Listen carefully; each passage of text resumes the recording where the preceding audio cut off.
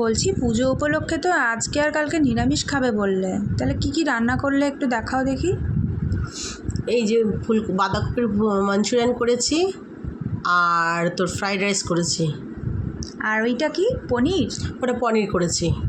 ও আচ্ছা, এটা বাঁধাকপির মাঞ্চুরিয়ানটা না? হ্যাঁ হ্যাঁ হ্যাঁ হ্যাঁ, বাঁধাকপির মাঞ্চুরিয়ান দেখতে খুব কালারফুল হয়েছে। তো ফার্স্টে কি কি করলে একটু বলো। বাঁধাকপিটাকে একদম ভালো করে গ্রেট করে নিতে হবে।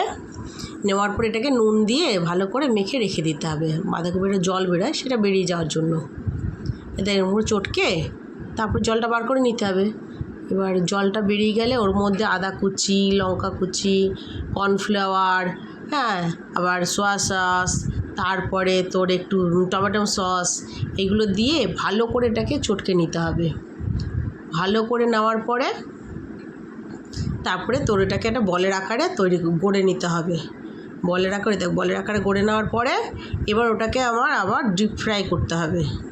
ডিপ ফ্রাই করে নিলাম। মানে এটা প্রথমে চটকে নেওয়ার পরে তো জল কাটবে না এটা? হ্যাঁ, জলটা বার করে দিলাম যে আমি। ও আচ্ছা আচ্ছা আচ্ছা আচ্ছা, ওটা বার করে দিয়েই তো মাখলাম, দেখ শুকনো হয়ে গেছে কর্নফ্লাওয়ারটা দেওয়ার পরে।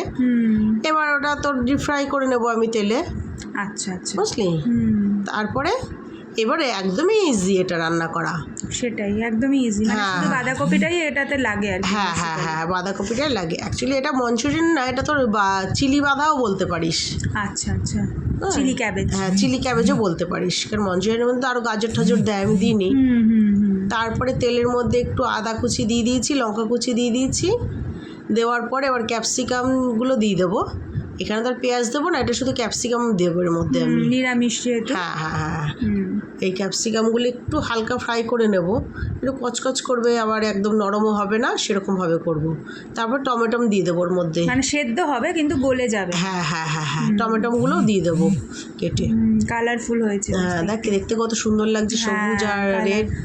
সেটাই, গ্রিন আর রেডের কালার কম্বিনেশনটা এমনি ভালো লাগে। তারপরে এর মধ্যে সসগুলো দেবো। টমেটো সস দেবো, চিলি সস দেবো, আর তোর একটু সয়া সস দেবো। দিয়ে তারপরে একটু লঙ্কার গুঁড়ো দিয়েছি, যাতে যেহেতু চিলি বানাচ্ছি আমি, একটু ঝাল তো হবে। একটু ঝাল তো হবে, ঝাল ঝাল টক টক। কাশ্মীরি লঙ্কার গুঁড়ো দিলে? হ্যাঁ হ্যাঁ হ্যাঁ হ্যাঁ, কাশ্মীরি লঙ্কার গুঁড়ো। একটু ভিনিগার দিলাম এর মধ্যে আমি, হ্যাঁ, যাতে টক টক মিষ্টি মিষ্টি ঝাল ঝাল ভাবটা আসে। আর অল্প নুন দিয়ে দিলাম। ও আচ্ছা, নুনটা আগে দাওনি না? না, নুনটা আমি আগে দিইনি, নুনটা আমি একটু পরেই দিলাম। আচ্ছা আচ্ছা, যেহেতু সসে নুন থাকে বলে একটু নুনটা কমই দিলে। হ্যাঁ হ্যাঁ। আচ্ছা, তাহলে বলসগুলো দিয়ে দিলে এইবার তাহলে কি হবে? এবার কাঁচা লঙ্কা দিচ্ছ? হ্যাঁ, একটু কাঁচা লঙ্কা ঝালের জন্য, ধর একটু কালার দেখতে ভালো লাগে। এটা যেহেতু চিলি হচ্ছে সেহেতু তো লঙ্কাটা যাবেই। হ্যাঁ, তাই ওই জন্য কাঁচা লঙ্কা দিলাম আমি ওর মধ্যে, আর একটু চিনি দিয়ে দিলাম। চিনি ওটা ব্যালেন্স করার জন্য আর কি। ও, টেস্টের জন্য। হ্যাঁ, টেস্টটা ব্যালেন্স করার জন্য দিলাম, ওই সামান্য একটু চিনি, ব্যাস। বাহ, দেখতে বেশ কালারফুল, সহজ রান্না। হ্যাঁ হ্যাঁ, বাঁধাকপি চিলি অ্যাকচুয়ালি এটা। এই তো এবার সার্ভ করে দেবে, তাই তো?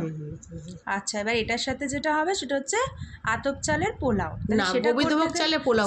সরি, গোবিন্দভোগ চালের পোলাও। তাহলে এবার এটা কি করবে একটু বলো। এবার গোবিন্দ চালের পোলাও না, এটা তো ফ্রাইড রাইস হচ্ছে। গোবিন্দভোগ চালের তো পোলাও খেয়েছিস? হ্যাঁ হ্যাঁ, এটা হচ্ছে ফ্রাইড রাইস। আর প্রথমে ঘি দিলাম, দিয়ে ওর মধ্যে আমি আদা কুচি, লঙ্কা কুচি দিয়ে দিলাম। এবার গাজর, বিনস কুচি রেখেছিলাম, ওটাকে ভালো করে একটু ভেজে নেব। যেহেতু গোবিন্দভোগ চাল, আর গাজরগুলোকে একদম ছোটো ছোটো করে কেটেছি, বিনসগুলো দেখ ছোটো ছোটো করে কেটেছি।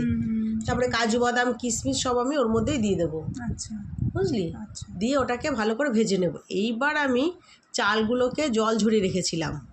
আচ্ছা, গোবিন্দভোগ চাল একটু ভিজিয়ে জল ঝরিয়ে রেখেছিলাম।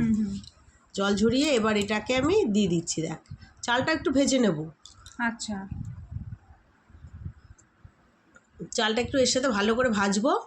ভেজে তারপরে এর মধ্যে গরম জল দেবো, মানে চালটাকে ভালো করেই ভাজতে হবে, যেমন পুরো পোলাও চাল ভাজা হয়। দেখ, গরম জল দিয়ে দিলাম, পরিমাণ মতো গরম জল দিয়ে দিলাম। আচ্ছা, মানে চালটা যাতে পুরো ডুবে যায় একদম, এতটাই জল দেবে, তাই তো? মানে এখানে কোনো মাপ নেই জলের? না, মাপ নেই, আমি মাপ ছাড়াই দিই। অনেকে মাপ করে দেয়, কিন্তু আমি মাপ ছাড়াটাই দিই, আমার আন্দাজ হয়ে গেছে। তোমার একটা আন্দাজ হয়ে গেছে। নুন দিলাম।